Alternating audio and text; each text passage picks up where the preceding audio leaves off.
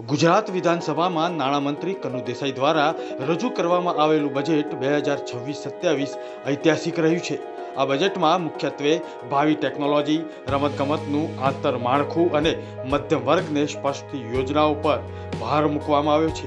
નવા 121 શ્રમિક અન્નપૂર્ણા કેન્દ્ર તથા 50 નવા ધન્વંતરી આરોગ્ય રથ શરૂ કરાશે। રૂપિયા 260 કરોડની જોગવાઈ કરવામાં આવી। પ્રધાનમંત્રી જન આરોગ્ય મા યોજના માટે 3472 કરોડ રૂપિયાની જોગવાઈ। 68 લાખ લોકોએ કેશલેસ સારવારનો લાભ લીધો તેવું કનુભાઈ દેસાઈએ જણાવ્યું। ગુજરાતમાં નવી 2000 આંગણવાડીઓના નિર્માણ તથા વર્તમાન આંગણવાડીના માળખામાં વધારા માટે 360 કરોડ રૂપિયાની જોગવાઈ।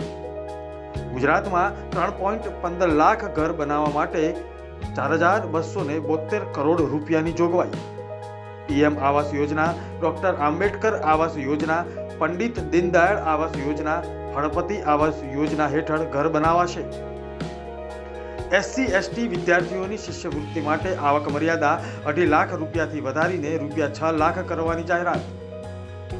VBG રામજી યોજના માટે 1500 કરોડ રૂપિયાની જાહેરાત।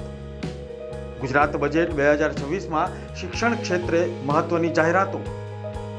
અમદાવાદને ઓલિમ્પિક રેડી સિટી તથા કોમનવેલ્થ ગેમ્સ માટે રૂપિયા 1278 કરોડ રૂપિયાની જોગવાઈ કરવામાં આવશે।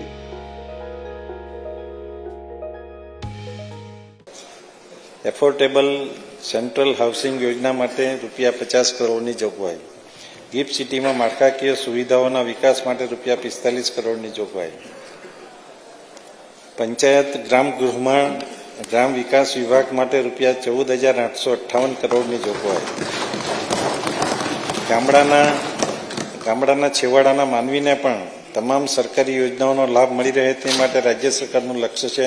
પ્રધાનમંત્રી આવાસ યોજના થકી રાજ્યના ગ્રામીણ વિસ્તારમાં વસતા પરિવારોને પોતાનું પાકું ઘર પ્રદાન કરવા છેલ્લા 3 વર્ષમાં 2,52,000થી વધુ આવાસોનું નિર્માણ કરેલ છે। તેમજ આગામી વર્ષમાં 1,60,000થી વધુ આવાસોનું નિર્માણ કરવાનું આયોજન છે।